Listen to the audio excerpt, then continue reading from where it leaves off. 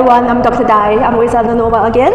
Hello. Hello. We're going to teach us Italian Fouettés. So you're Italian. I don't know why they're called Italian Fouettés, but I'm Italian and I'm teaching you Italian Fouettés. What could be better? That is what I mean.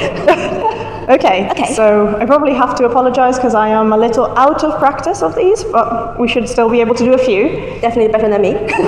Let's see. So we start into that, and then we go. I'm going to do a few first. Yep. So up and up, wow, and up and up and up and up. Woo! Bravo! So from there, the idea is you go into that, and then here you brush through up, and you really want to point back. Point back. And then from there, this arm goes there. Yeah. So different people or different schools can do either that arm or that arm. Yeah. It's up to you, really. Mm-hmm. It's very important when you turn to try and feel that the tip of your toe is aligning with your right shoulder. Yeah. I also do them to the left, but if most people do them to the right, yeah. I just had an injury on my left leg for a long time, and that makes my right leg stronger. So you can just talk, yeah. I usually do them to the left. Mm-hmm. So from there and up. Brush through, up, and it's quite important. What I find that people tend to not turn enough at that point. Yes, I have the same problem. I cannot turn like one round. I didn't end up like one round. I end early. The cheat trick. Yeah. I mean, the ideal thing to do is be really open. The cheat. It's not cheat. It's to not quite go there. Yeah. But to go a little bit more here. That way, it's going to be easier to turn a bit more. And the same thing, I know some version of Italian Fouettés go to the side, so they do flat like that and then go there. That is harder.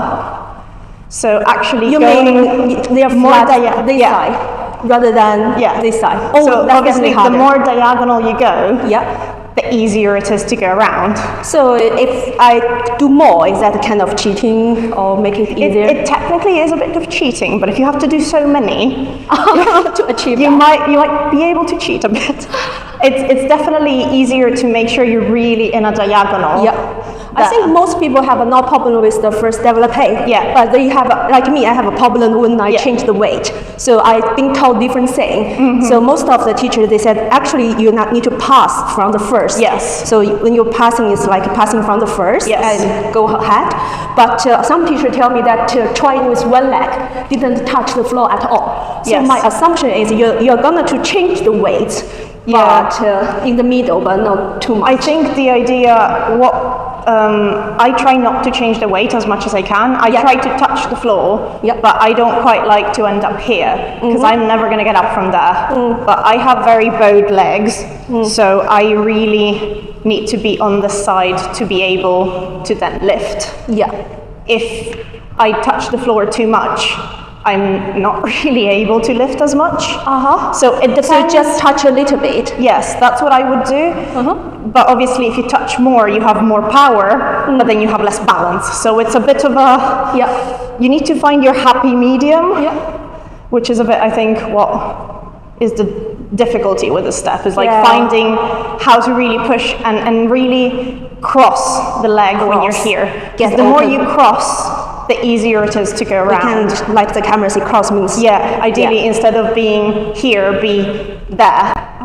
And that it means that you have, if I turn from here, I can't turn as much. So my legs will be earlier here. Exactly. When I do like so if your leg is more crossed, you're gonna turn way more.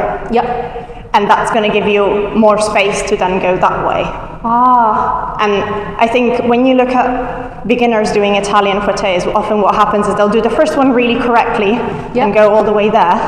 And then they'll be stuck here. And then they're going to do the second one here. And then they can't go all the way. So really try each time cross. Yes. Cross. Exactly. Cross. Yeah. And that should be the trick of keeping it going. That's the trick for all the turns. Yes, that is the trick. Just make it to the end of the turn. Yeah, make it exactly the same thing. Yeah, exactly. Which is what I struggle with regular fouettés. Making it all the way around. My teacher tell me actually you need to hold this as long as possible and hold this as long as possible. Yeah, so imagine you have a two high point in the beginning, but trying to do everything in the linking step between as quick as possible. Yes, that is actually very good, and that's what gives it the sort of that. Unlike a turn, this is like a swing. It's up and the pendulum and the pendulum and the pendulum. That's the idea. And the more you hold up and up, the more it gives that 1, 2, 1, 2. So, wow. Shall we try it? Yeah, shall we try with some music? Yeah, sure.